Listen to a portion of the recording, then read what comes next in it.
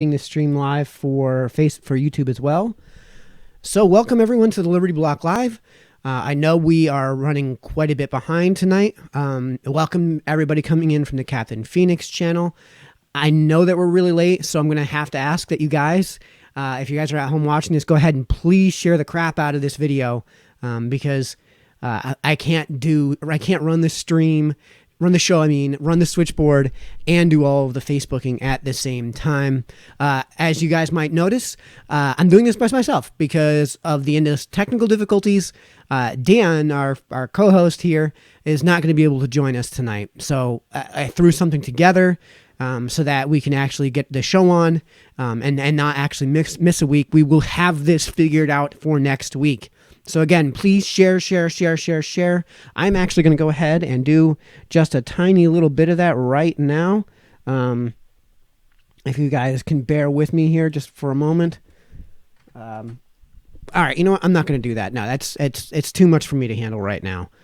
So, one topic show today, yet again, and that's going to be the coronavirus. So let's, again, like we did last week, let's start off with what we know and what new information we have, which, of course, is going to begin with this new piece from the Wall Street Journal. Yes, below me, you would normally see Dan chime in on this sort of thing, but the short version is that doctors from the Stanford University have reviewed the research that came in initially, and have indicated that these initial estimates of death tolls and numbers of infected may be completely off. So I'll help you guys walk through this. We'll go ahead and just read the whole article all at once. Let me just get this opened up. Oh boy, okay, so we're not going to be able to do it that way because there is a paywall, because this is the second time I have watched this. Sorry folks, this is going to be a little bit of a mess tonight because we're doing this on the fly and we didn't have time to prepare the stream really at all because of all of the technical difficulties. So this is what the doctors over at Stanford say. If it's true that the novel coronavirus would kill millions without shelter in place, excuse me, let me get this bigger so I can actually read it. If it's true that the novel coronavirus would kill millions without shelter-in-place orders and quarantines, then the extraordinary measures being carried out in cities and states around the country are surely justified. But there's little evidence to confirm that premise, and projections of the death toll could plausibly be orders of magnitude too high. Fear of COVID-19 is based on its high estimated case fatality rate. 2 to 4% of people with confirmed COVID-19 have died, according to the World Health Organization and others. So if 100 million Americans ultimately get the disease, 2 million to 4 million could die. We believe that estimate is deeply flawed. The true fatality rate is the portion of those infected who die, not the deaths from identified positive cases. So basically what they're suggesting is that if you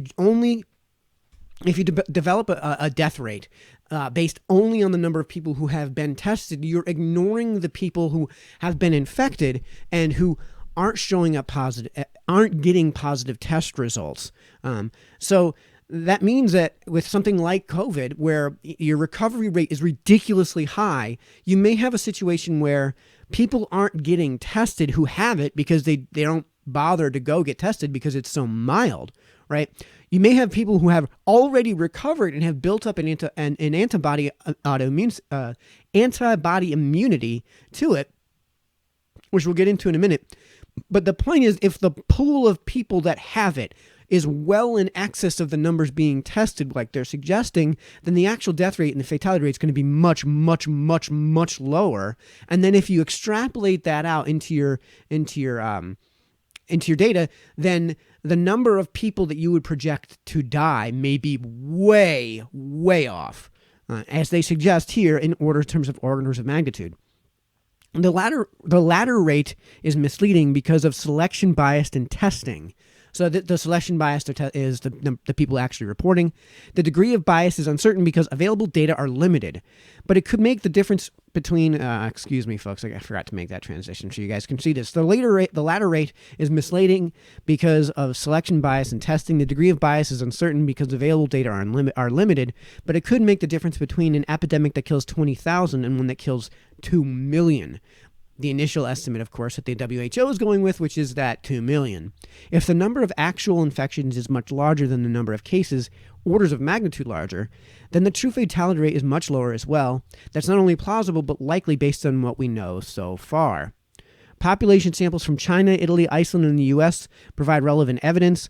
On or around January 31st, countries sent planes to evacuate citizens from Wuhan, China. When those planes landed, the passengers were tested for COVID-19 and quarantined. After 14 days, the percentage who tested positive was 0.9%, which is substantially lower than the 2 to 4%, and that's still only those people on that plane. If this was the prevalence in the greater Wuhan area in January 31st, then a population of about 20 million, with a population of about 20 million, Greater Wuhan had 178,000 infections, about 30-fold more than the number of reported cases. So, yeah, no, that 0.9% actually refers to the number of people who were infected, not the people who died as a result of the infection. So 178,000 infections, about 30-fold more than the number of reported cases. The fatality rate then would be at least 10-fold lower than the estimates based on reported cases. And the reason, folks, that we use fatality rates and death as our metric here is because there's no uncertainty about death. You're either alive or you're dead. Nobody is there's no controversy surrounding that data point, right? You could say healthy or unhealthy, but how you define healthy is not only scalar, but subject to the definition itself. There may be some discrepancy if you define, if you're creating a metric based on basically anything besides death. And that's why we use death, because it's just an easy thing to work with.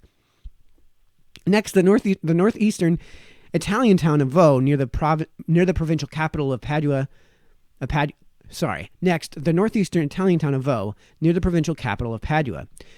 On March 6th, all 3,300 people of Vo were tested and 90 were positive, a prevalence of 2.7%. Applying the prevalence to the whole province, population 955,000, which had 198 reported cases, suggests there were actually 26,000 infections at the time. That's more than 130-fold the number of actual reported cases, since Italy's case fatality rate of 8% is estimated using the confirmed cases. The real fatality rate in a country that seems to have the greatest problem with this epidemic is closer to 0.06%. In Iceland, Decode Genetics is working with the government to perform widespread testing in a sample of nearly 2,000 entirely asymptomatic people. Researchers estimated the disease prevalence of just over 1%. Iceland's first case was reported on February 28th, weeks behind the U.S. It's plausible that the proportion of the U.S. population that has been infected is double, triple, or even 10 times as high as the estimates from Iceland. That also implies a dramatically lower fatality rate. The best, albeit very weak, evidence in the U.S. comes from the NBA. Between March 11th, let me make this bigger so I can read this. Between March 11th and 19th, a substantial number of NBA players and teams received testing. By March 19th, 10 out of 450 reported players were positive. Since not everyone was tested, that represents a lower bound on the prevalence of 2.2%. The NBA isn't representative population, and contact among players might have facilitated transmission. So the way that they interact might be different from the way that people in their normal lives interact as well. But if we extend that lower bound assumption to cities with NBA teams, population of 45 million, we get at least 990,000 infections in the U.S. The number of cases reported on March 19th in the U.S. was 13,677, more than 72-fold lower. These numbers imply a fatality rate of COVID-19 orders of magnitude smaller than it appears. And I think we have one last piece here to work with. Sorry. No, we have two more. All right. Yeah, you have to bear with me, folks. I'm running the switchboard and the stream itself, so it's getting kind of tough here. How can we reconcile these estimates with the epidemiological models? First, the test used to identify cases doesn't catch people who are infected and recovered. Second, testing rates were woefully low, for a long time and typically reserved for severely ill. Together, these facts imply that the confirmed cases are likely orders of magnitude less than the number of infections. So the article goes on to say the following in this last little bit here. This does not make COVID-19 a non-issue. The daily reports from Italy and across the U.S. show real struggles and overwhelmed health systems. But a 20,000 or 40,000 death epidemic is far less severe problem than one that kills 2 million. So the short version is that these initial estimates, where it was from the Imperial College, I believe, where the Imperial College estimated that what we were looking at was a total of over 500,000 fatalities, 500,000 fatalities in the UK alone, and over 2 million in the US is probably going to be in the range of 20 to 40,000. Oh, geez Louise. Okay. Technical difficulties today, folks. It's going to be a fun one. So what's been the result? Well, the result, of course, if we get back to... So what has been the result? Well, we want to get back to then where we are today with our testing, which suggests, actually, that the daily new cases have slowed in the United States. We are about 3 or 4 weeks into all of this.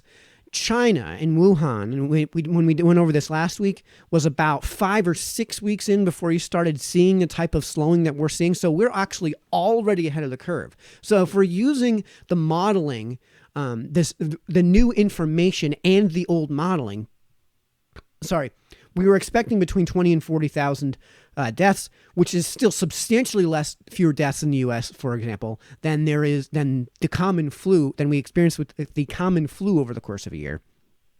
And on top of all of that, that number may even be substantially lower, so it may actually be substantially lower.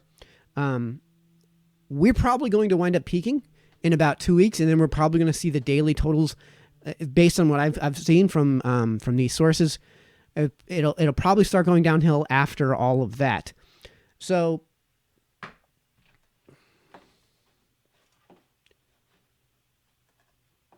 again, you'll have to excuse me. So when we get pieces, so what that means is that the researchers who initially put out these estimates from the Imperial College, yeah, they've actually had to walk all of their initial estimates back. And that's exactly what they're doing when they're walking their estimates back from 510,000 to roughly 20,000. 20,000. And that's actually what they're doing. They're walking it back based on this new information. And it's not based on going from a worst case scenario where no measures are put in place to help slow the virulency or reduce the virulency and slow the spread of the disease throughout the public. You don't get that from going from 510,000 to 20,000, even though the researchers say, oh, no, that's not what you should get out of this, because the truth is that it was 2 days later that they updated these numbers. So folks, when you see dumb pieces like the one from Reason Magazine today, that said, quote, in other words, it is not true that Ferguson is presenting drastically downgraded estimates as a Daily Wire claimed, which they were, and they admitted to it, or that he just walked back the apocalyptic predictions, as the Federalist asserted, but Ferguson did revise one of his key estimates in a way that suggests a lower case fatality rate than his group presumed in the modeling, which is exactly what we're talking about, and the fact that he's pointing out that the case fatality rate, which is the CFR is the case fatality rate, it's the number of people who died divided by the number of people who have tested positive for the infection, which is flawed because you should be dividing by the number of people who have the infection, right, which may be a much larger number than the number that have tested positive. And I said that we were going to come back to the number of people who have, in more specific terms, the number of people who have tested positive from the perspective of the people that have recovered. Because right now, the tests that we have in place don't actually test for the people that have actually fully recovered and have an antibiotic response now to it that gives them an immunity. So imagine if we had a vaccine, right? And people were not testing positive because they had already been vaccinated. Well, then I think the response from the media, from the left, from the public in general would be significantly more measured, right? Because with the flu, we don't have this reaction because we have a vaccine and people can test can show up negative for these tests because they're immune to it. So the guy who actually wrote that piece that we just read, Jay Bhattacharya, explained what you might get out of this in an interview with Ben Shapiro on Ben Shapiro Show. So he pointed out that we're not doing antibody tests, and antibody tests are a much more effective. They tell you a lot more as a test than the current tests, and we're just basically not doing them. And the reason we're not doing them is because the FDA basically hasn't okayed the production and distribution of these tests. So Jay said, we can also use these testing to see if you go back to work, which is a really good point, because if it turns out that this whole thing is basically just nothing more than the flu, right? And we're looking at equal to or possibly significantly fewer deaths and outcomes, negative outcomes, than even the common flu, then our response should be the same as what we would suggest in the common flu, which until very recently didn't have a vaccine, and even now mutates so fast that you need a new vaccine every single year.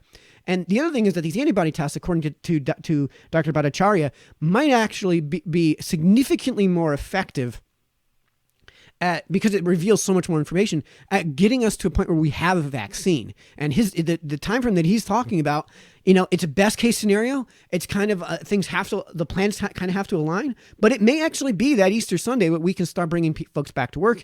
And he suggested a way of doing it that would make a whole lot of sense, basically starting right now, even to the left, which is use those antibody tests to test folks now who want to go back to work, because if they already have an antibody response to it, and if they're already immune, then there's a really good chance that they may not actually even be capable of spreading it, which Dr. Bhattacharya explains thusly. My old professor, who wrote a really nice piece about this, Alan Garber, what he basically argues is that, look, we can use antibody testing, say, if you're antibody positive, you're probably immune, go back to work. There's no risk of you from COVID, no risk of spreading it.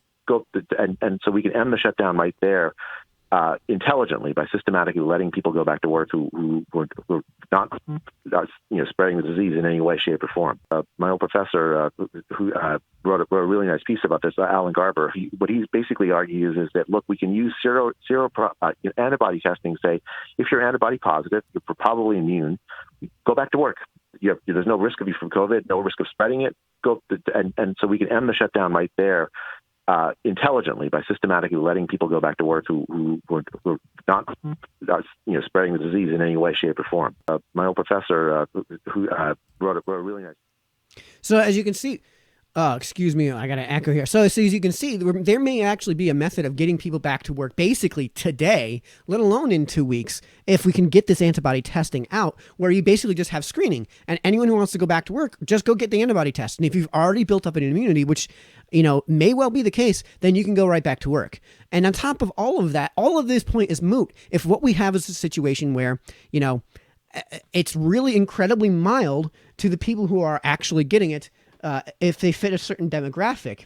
And some people may say, well, okay, so, this is affecting young people too.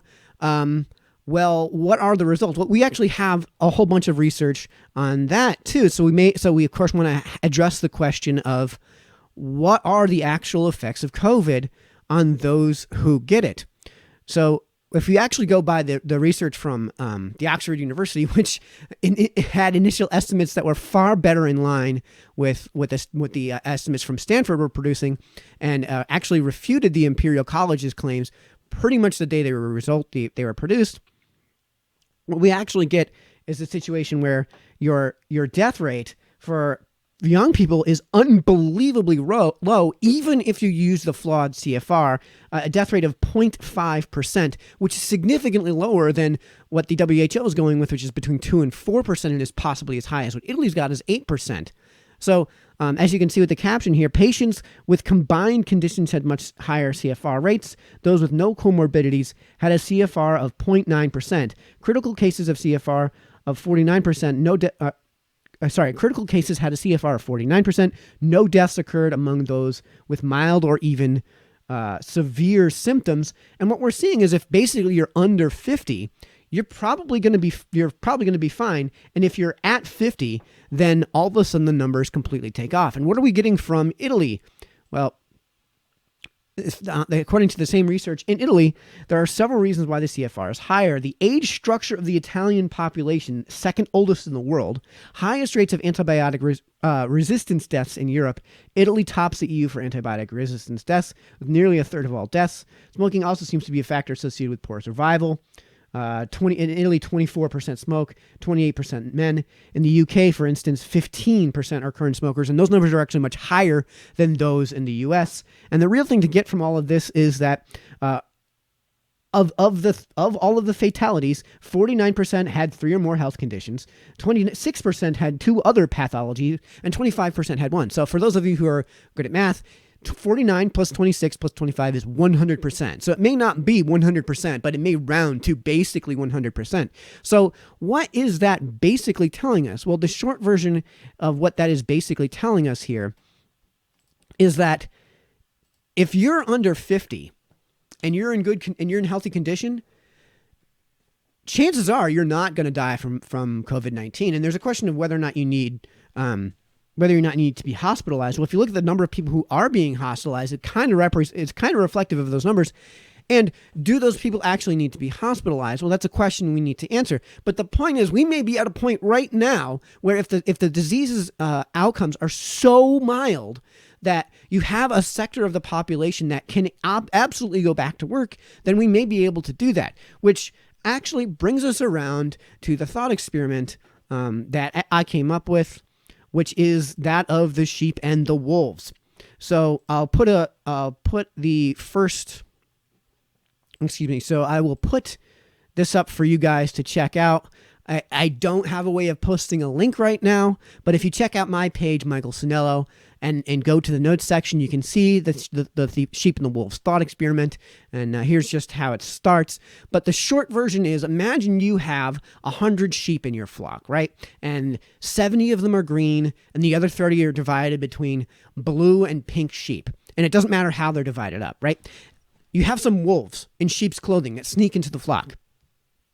Now, I'm a human being, and because their disguises are so good, I can't tell which sheep are wolves in sheep's clothing and which sheep are actually sheep. And the sheep are incredibly dumb because that's just the nature of sheep. Sheep are, by their very nature, incredibly dumb. I'll be putting out a video on this shortly on my YouTube channel, which is Captain Phoenix. Hopefully I'll have that out by the end of the week. It's just taking a lot of time to edit because I'm having to do basically cell animation to get it out. But the idea is sheep are incredibly dumb. I can't tell the difference on sight because the disguises are so good. But the green sheep will be able to defend themselves against the wolves in sheep's clothing because the green sheep are big enough, are adept at defensive battle enough, are healthy enough where, they might come away with some mild scarring and, there may be some surface level, some cosmetic scarring and some surface level skin deep abrasions of some kind, and cuts and scrapes. But in the end, they're gonna be fine. And yeah, of course, the fight itself is gonna be a traumatic experience. But again, in the end, they're going to be fine. Well, what should I do? Knowing too that if the blue and the pink sheep get attacked by the wolves, well, they may well die. Their fate is going to be significantly worse. So what am I supposed to do here? I mean, it should be obvious what I should do, because if I pen the whole flock, it's going to do me no good because, the wolves in sheep clothing are already in the flock. And I can't afford to erect 100 pens, right? So, and of course, the wolves are coy. They may actually be able to sneak into any pen, no matter how well I build it, in very small numbers. So I can't afford to build 100 pens. So what should I do? Well, I know what you're going to say. It should be obvious. You build 30 pens, and you put the 30 blue and the pink sheep into those 30 pens. And then the green sheep, whose wool I need and whose meat I need, can graze the fields. And, because they're free to graze my fields, and they're the grass-fed sheep, their meat becomes significantly higher quality. Their wool becomes significantly higher quality. They're significantly higher in productivity. I don't have the added expense of having to bring food to them, right? There's 70 sheep that I can just say, there's the grass, go eat it, right? Rather than having to go to my buddy, Farmer Steve, and say, Farmer Steve, hey, I need, truckloads and huge truckloads of hay. Well, now I only need hay for these 30 sheep. And, Steve, of course, is really happy to ratchet up his production and refocus, all of my, refocus his land and his development on hay for the time being at least, so that these measures already exist and are already in place. And, I can set up a feeding system with the pen such that there's no way for the wolves to somehow sneak in through the feeding system, right? Sheep are dumb. They may answer the door, if you will, like the big bad wolf, or was it the three little pigs? Yeah, three little pigs, and be stupid enough to let the wolf in. But I can design a pen that allows for this feeding to take place fairly easily and for deliveries to take place fairly easily, right? And all of my concerns would be alleviated without the pens if I had a donkey. And I should have brought this up earlier, but yeah, if I had a donkey, all my concerns would be alleviated, because donkey's sense of smell is far better than the human sense of smell. And for farm animals, they're really, really, really, really intelligent. So they'll be able to sniff out the wolves, even in sheep's clothing, and, basically perfectly. And then because they're really, really, really adept in battle, and because they're really protective of their herd, and because they're really intelligent, they're going to proactively just go after these wolves. So the minute I can afford to have a donkey enter my flock, problem solved. But until that point, of course I'm going to have to pen off these 30 blue and pink sheep, and the green sheep are going to be able to graze. The thing is that a donkey is really expensive farm animal to buy, and they reproduce at unbelievably low rates. So getting my hands on one, even if I had the money, is going to be kind of difficult. So, either I'm spending a fortune erecting 100 pens and then watching my productivity plummet, and then, maybe at that rate, the whole farm goes under, which makes this whole discussion kind of a moot point. Because if the whole farm goes under, then why am I bothering to erect these pens? I might as well just let the wolves eat the sheep, right? In the meantime, if those 70 sheep, green sheep, are being significantly more productive, well, not only are they being significantly more productive, and I don't lose the farm, by being significantly more productive, maybe I can afford to get that donkey a lot sooner than I normally would. And then, then you just let the pink and blue sheeps out of their pens, let the donkeys roam, and then, maybe with that added productivity, I can afford a second donkey significantly faster and can afford to grow my herd significantly faster. And then I have the added protection of that second donkey on top of the first donkey. And I know what you're going to say. So this is an analogy I created. And the idea here, folks, is that if we know that if you're over 50 and you're immunocompromised, you should stay at home, well, then we could have all of those people that are over 50 and immunocompromised stay at home. And then everyone else go back to work, because you'll be fine. You'll be fine. And then as soon as we develop a vaccine, right, then we can start bringing the other people back to work. And for the record, those green sheep, you're going to have to stay away from those blue and pink sheep. No big deal. We have a farmer that can deliver all of this grain to their doorstep, and we can set up our pens such that there's no human contact when those deliveries come in. I've gotten some pushback because I'm about to head towards a conclusion that's going to be a really, really, really, really hot take. But the idea here is, and I'm just going to make the hot take. I'll just take the hot take. It's time for us to go back to work. It's plain and simple time for us to go back to work. And these restrictions have gotten completely out of control. But instead, what we are seeing, instead of a rational response, a measured response, what we're seeing is, like we all know, a true $2 trillion spending plan. We went over this last week. It finally did get passed. Yes, there is an argument for it, being that the government is the source of the reason that our economy is about to fail. And by the way, no, we are not making a decision between, people's lives and money. No, because at the end of the day, if you completely collapse the economy, people have to eat. People have to eat. And if you completely collapse the economy, then people are going to die of other things. So if people die as a result of COVID versus people dying as a result of other things, people are still dying, moot point. So there is a trade-off to be had here, but you need to make that consideration. Like, you can't just indefinitely shut down the economy. People are, you're going to have people in pitchforks and torches showing up at your doors, and we're going to get into this. B, you're going to have people that are going to just ignore the regulations and the recommendations and just stay open.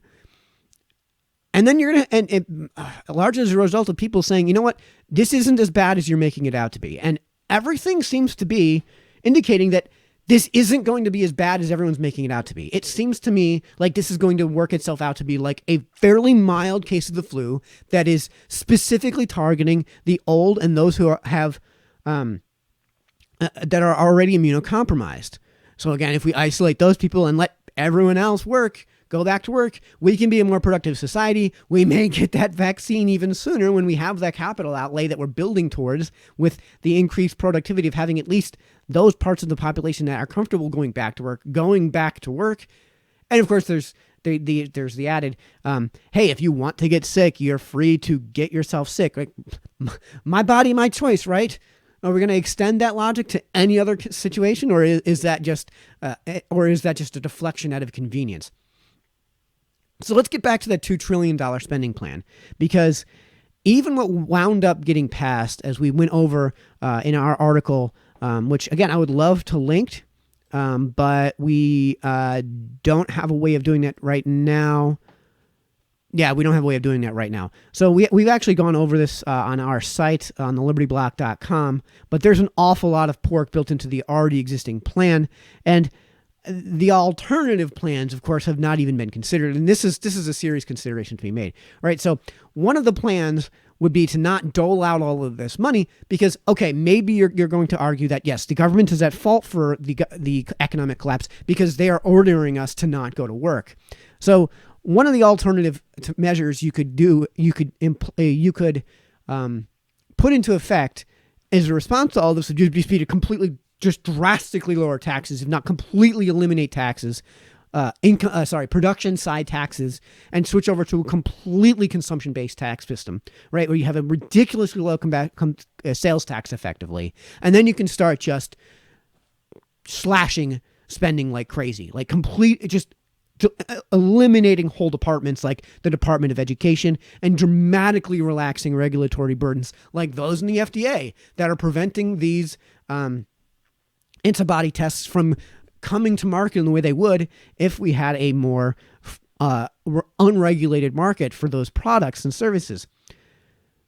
As we mentioned, there's still a ton of pork in the bill, but the news from the bill of the week is Thomas Massey's response, which was to insist upon a roll call vote, because this is the biggest spending plan we have ever instituted. It's the biggest single spending plan, in nominal terms at least, in the history of anything. And I mean, like, what we're comparing it to is the freaking Manhattan Project if we're talking about scaling out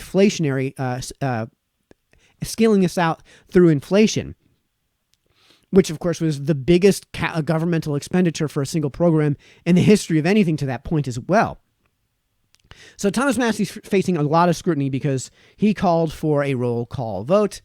I really don't want to get into whether or not there was a quorum. It didn't appear there was anything close to the 216 votes number of attendees needed for a quorum. But the idea was that if you're going to have this colossal spending plan that at least temporarily totally subverts the American system of the American liberty-based system and the republicanism that we have already, and the capitalist market-based economic system we have in place for it's not socialism. It's not socialism, folks. The mere existence of government is not socialism, but these are socialist temporary policies in the sense that government is effectively controlling the means of production, at least temporarily anyways. There's a case to be made for there being externalities to the system itself, and that's why those are being put into place. But the response to Thomas Massey's insistence that you go on the record, if you're going to vote for the biggest spending bill we have ever seen, then your name ought to go on record. And I'm sorry, but he's 100% right on this. And the response, even from the right, has been insane. Trump tweeted, actually, that he wants to throw Thomas Massey out of the Republican Party. I don't know if I'm going to read the whole article. I'd love to link in this video's description. So if anyone at home is watching from the Liberty Black staff, if you guys could please put the link to this article in the comments section. But this has been a wild overreaction from both the right and the left. All he wanted to do is get these votes on the record, as indicated actually by, sorry, I have to scroll up so I can get to this video, as he indicated when he was interviewed after leaving Congress. Well, they didn't even give me a minute to speak in a 4-hour debate. There's a big cover-up in there. You believe it's a cover-up, sir? Well, they're trying to cover up their votes. They had enough people there to pass the bill, but they still refused to have a recorded vote. And they told me they were trying to protect members.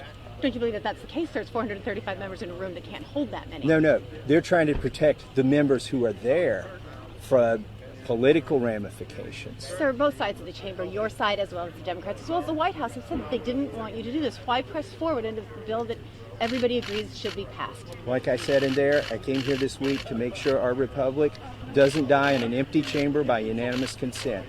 These people need to do their jobs. If they're telling people to drive a truck, if they're telling people to bag groceries and grow their food, then by golly, they can be in there and they can vote.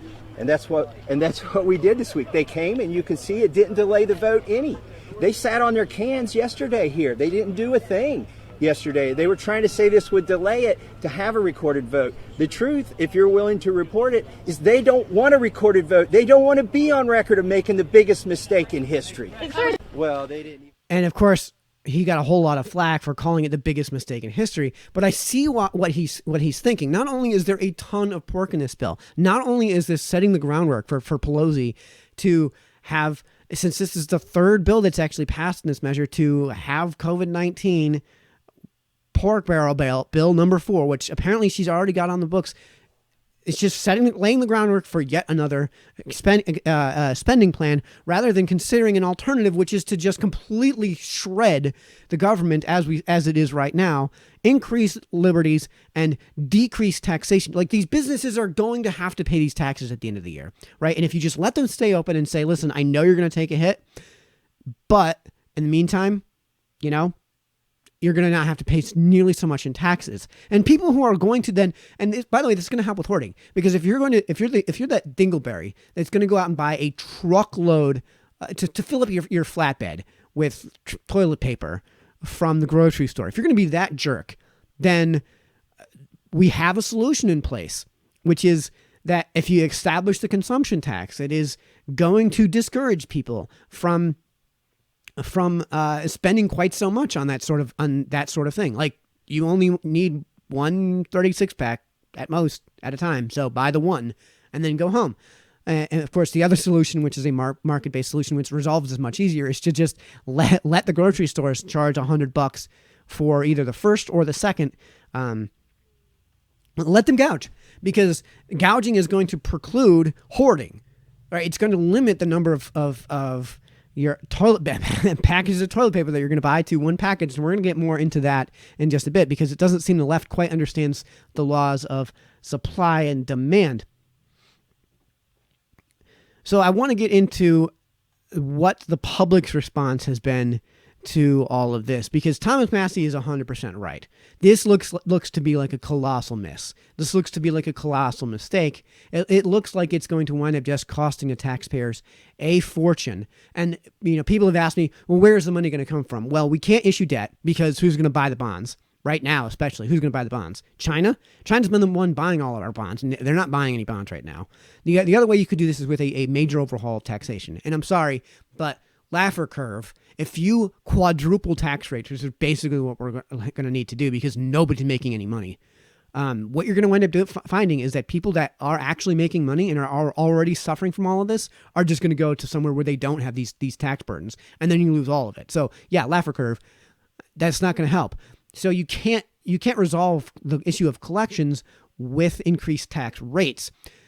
Yeah, so what are we looking at? We are looking at printing money. So who's going to get hurt most by this? When you print money, you significantly inflate the value of you experience a significant inflationary period. Where that hurts people is an investment, which is the worst way to do this because so people have said, who's going to wind up paying for all of this? Yeah, it's going to be the poor and the middle class. No, it's actually going to be investments, and investments are held for the most part by those big evil corporations and those evil millionaires and billionaires. So they're going to wind up footing this bill in the end because it's going to hurt their investments. It's going to hurt the middleman too, because the middle class too, because most of the middle class has some sort of retirement plan in your 401k, and that's where it's going to get paid for, is in the lowering in the value, the real value of those plans. You're going to see investment drop, which means you're going to see what happens when investment drops is you wind up discouraging new employment. You wind up discouraging innovation. You wind up discouraging entrepreneurship, and everybody hurts in the end. So that's what's going to happen. The money is going to come from the Federal Reserve, just simply printing more cash. So what has the response been from people across the board in the U.S.? Well, it seems like Gen X, it seems like my generation, the millennials, or at least the older versions of the millennials, and even the boomers have basically completely fallen in to all of the bad data that's been put out and fallen into the trap of spend to get out of this, when in reality, again, hot take, go back to work. Well, there's been a lot of people in the liberty community who have, and we'll get into this, who have just completely defied the laws and said, screw it, we're staying open, right? There are gyms right now in New Hampshire that are saying, screw it, we're going to stay open because this is immoral, right? And there is a legitimate constitutional ground for the right to the freedom of assembly, on the mandated quarantining and shutting down of these businesses. There's a serious concern over free speech. And you know what, Gen Z, I got to give them a lot of credit. They're actually looking at this and saying, you know what, you told us that we were all going to die, in some sort of apocalyptic ending of, like the day after tomorrow when it comes to global warming, which you then conveniently changed to the title of climate change because you can't disprove climate change. Climate changes no matter what, right? And we got this Green New Deal that's going to be put in place because it's an existential crisis. And it's an existential crisis. Well, if it's an existential crisis, then you should be going to war with China and India to get them to ratchet down their CO2 emissions, because they're never going to actually abide by the conditions of, for example, the Paris Climate Accord. Generation Z has been from their birth basically bombarded with doomsday stories and doomsday scenarios. Anytime any news breaks, it's the end of the damn world. Like when President Trump comes out, it was the media responded the way the Young Turks responded, which was to lose their damn minds and declare the end is nigh. Well, Gen Z is saying, you know what? Fine, you cry wolf, and we're going to stop listening to you. Right? And that's exactly what Gen Z has done, as they have continued since it is March to flood Florida's beaches with spring breakers. And I kind of feel a little sympathy for them, even though it seems like the people for this TV broadcast from CBS, or is it ABC? I think it's from CBS, have, as they always do, picked the dumbest people they could possibly interview. I get corona. At the end of the day, I'm not going to let it stop me from partying. We've been waiting for Miami spring break for a while. About 2 months we've had this trip planned. 2-3 months. So we're just out here having a good time. Whatever happens, happens. Like, it's really messing up with my spring break. What is there to do here other than go to the bars or the beach, and they're closing all of it? It's really messing up. I think they're blowing it way out of proportion. I think it's doing way too much. Doing us bad. We need a refund. This virus ain't that serious. It's serious. It's more serious things out there like hunger and poverty, and we need to address that. Yeah, I mean, we planned this a long time ago and it was kind of up in the air if we still go, but like we're here, I just turned 21 this year, so I'm here to party, so it's kind of disappointing, but we're just making the most of it. We met these other people in our little Airbnb spot, so we're just hanging out with them and trying to get drunk before everything closes. I mean, it sucks, but we're gonna make the best of it. We're enjoying ourselves. It sucks, and I'm from New Orleans, so this really sucks. However, we're gonna enjoy ourselves. We having day parties all day. It's my birthday, St. Patrick's Day. Turn up. We're just trying to roll with the boy. We're just living for the moment. We're just gonna do what happens when it happens. When stuff closes, we're gonna do it when it closes. But besides that, we're just trying to have the best trip we can. I get Corona. So again, I don't think that this is the Gen Z responding to all of this by saying, you know, we don't care. We don't care about anything. We're going to be selfish and arrogant like some people are actually suggesting. I think this is Gen Z looking at the data and saying, you know, you guys are lying. Like, you guys are telling us that this is going to be some catastrophic, you know, scene from that terrible Ben Affleck movie with Bruce Willis, where an asteroid's going to be coming crashing to the Earth, Armageddon. It's going to be actual Armageddon, and the planet's going to explode because COVID-19, when all of the research seems to indicate that it's not nearly that dangerous, that it may just be like another flu outbreak. And it may be time to say, screw it, we are just going to go to work. And you know what? I kind of sympathize with them. Yes, they did pick out the dumbest people they possibly could to interview, and that's just kind of how these things work.